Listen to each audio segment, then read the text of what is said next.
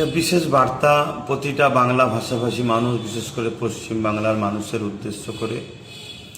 আমরা নিশ্চয়ই জানি আগামীকাল 4 মে 2026 পশ্চিমবাংলার বিধানসভার ফল প্রকাশ হতে চলেছে। কে জিতবে কে হারবে সবটাই মানুষ যার পক্ষে বেশি রায় দেবে সে জিতবে। তবে আমি মনে করি রাজনীতি এটা একটা উৎসব। যেভাবে ভোট প্রক্রিয়া হলো, নির্বাচন কমিশনার করা হাতে যেভাবে ভোটকে নিয়েছে, কোনো রকম অশান্তি সেভাবে শোনা যায় না তুলনামূলক। কিন্তু কয়েকদিন ধরে যেখানে স্ট্রং রুম আছে সেখানে যেভাবে ক্যামেরা অনেক সময় বন্ধ থাকছে থাকছে, এটা একটা প্রশ্নচিহ্ন যেমন রয়ে যাচ্ছে। পাশাপাশি আগামীকাল রেজাল্ট যেদিকেই যাক, আমরা মনে করি আমরা সবাই বাঙালি, আমরা পশ্চিমবাংলার মানুষ। দেশ মানুষকে অধিকার দিয়েছে, তুমি তোমার পছন্দের ক্যান্ডিডেট এবং পছন্দের দলকে তুমি পছন্দ করবে, সাপোর্ট করে ভোট দেবে। এটা ভারতবর্ষের একটা সৌন্দর্য। এই সৌন্দর্যতে যে যাকে পছন্দ হয়েছে ভোট দিয়েছে, এটাকে নিয়ে যেন কোনো রকম হিংসা না হয়। বিশেষ করে আইএসএফের পক্ষ থেকে যারা দাঁড়িয়েছেন তাদেরকে উদ্দেশ্য করে বলবো, আমি আশা রাখি এবং মহান স্রষ্টার কাছে দোয়া রাখি আপনারা খুব ভালো রেজাল্ট করবেন, শেষ পর্যন্ত টিকে থাকবেন। তথাকথিত কিছু মিডিয়ার খবর দেখে যেন নিজেদের মধ্যে মতনৈক্য তৈরি করবেন না, বেরিয়ে চলে আসবেন না, শেষ পর্যন্ত থাকবেন। কেন চারিদিকে কান পাতলে যেটা দেখা যাচ্ছে, 15 বছর মানুষ ভোট দিতে পারেনি, ভোট দিতে পেরেছে। এবং নওশাদ সিদ্দিকী যে মানুষের জন্য, দেশের জন্য এবং সংবিধানকে সামনে রেখে যে কাজ করছে, তাতে সর্বশ্রেণী সর্বধর্মের মানুষ নওশাদের উপর একত্র হয়েছে। তাই ব্যাপকভাবে যে ভোটটা পড়েছে, কোনো জায়গায় 92, 95, 98% তাতে আশা রাখা যাচ্ছে। এবং কান পাতলেও শোনা যাচ্ছে যে আইএসএফ যে জায়গায় দিয়েছে খুব ভালো রেজাল্ট করতে চলেছে।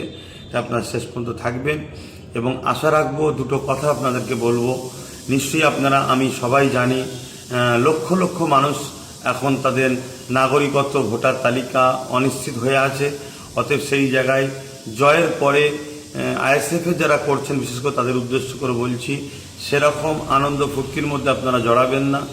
বিজয় মিছিলের নামে ডিজে বাজানো এবং এমন কোনো কাজ করবেন না যাতে আমাদের ভুলে গেলে চলবে না যে আমাদের লক্ষ লক্ষ ভাই বোন, তাদের নাম এখনও কিন্তু অনিশ্চিত হয়ে আছে, ভোটার তালিকা থেকে বাদ পড়ে আছে।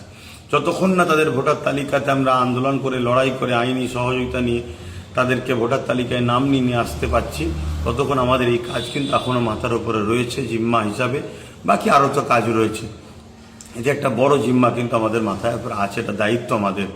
পাশাপাশি এটাও বলবো, জয় আপনাদেরকে দিক, মহান স্রষ্টায় দোয়া করি। কিন্তু জিতার পরে আপনারা যেন খবরদার, বিগত দিন জানি আপনাদের উপরে 21 পঞ্চায়েত এবং লোকসভায় 21 থেকে শুরু করে 23-এ 24-এ যেভাবে জুলুম অত্যাচার হয়েছে সেটা খুব ভালোভাবেই জানি। কিন্তু আমরা তো সমাজ পরিবর্তন করতে এসেছি বা এসেছেন, তাই প্রতিশোধ নয়, মানুষকে ভালোবাসা দিন। যারা বিরোধী তাদেরকেও ডেকে নিয়ে তাদেরকেও পাশে নিয়ে তাদেরকেও সহযোগিতা করুন। এটাই হবে দেশের প্রকৃত নাগরিক। আপনাদের দিকে মানুষ তাহলে আরও এগিয়ে আসবে। এই কথাগুলো মাথায় রাখবেন। প্রথম নম্বর কথা, জিতার পরে আনন্দের নামে এমন কিছু করবেন না, যেমন ডিজেটা আমার দেশের আইনেও নিষেধ আছে। এবং এমন কিছু আনন্দ হুল্লোড় করবেন না। আমাদেরকে মাথায় রাখতে হবে, ওই লক্ষ লক্ষ মানুষের যে নাম এখন ভোটার তালিকাতে অনিশ্চিত হয়ে আছে, তারা যেন মনে কষ্ট না পায়, সেটাকেও মাথায় রাখতে হবে। এবং কোনো রকম প্রতিশোধ বা প্রতিহিংসা, কোনো রকম ফিতনাতে জড়াবেন না। জানি আপনাদের অনেক জুলুম করেছে, কিন্তু যে মাফ করে সে মাফকারী কিন্তু অনেক বড় মানুষ হয়, এটাকে মাথায় রাখবেন। আশা রাখছি আপনাদের জয় কামনা করছি মহান স্রষ্টার কাছে। বিশেষ করে আইএসএফ যেসব জায়গায় দিয়েছে তাদের আল্লাহ যেন জিতায়, মহান স্রষ্টার অনেক ভালো রেজাল্ট করায়, এই দোয়া করছি। সকলে নিজের কাজ দায়িত্ব নিয়ে পালন করবেন, কোনোভাবে বিচলিত হবেন না, কোনো রকম গুজবে কান দেবেন না, কোনো রকম প্ররোচনায় পা দেবেন না।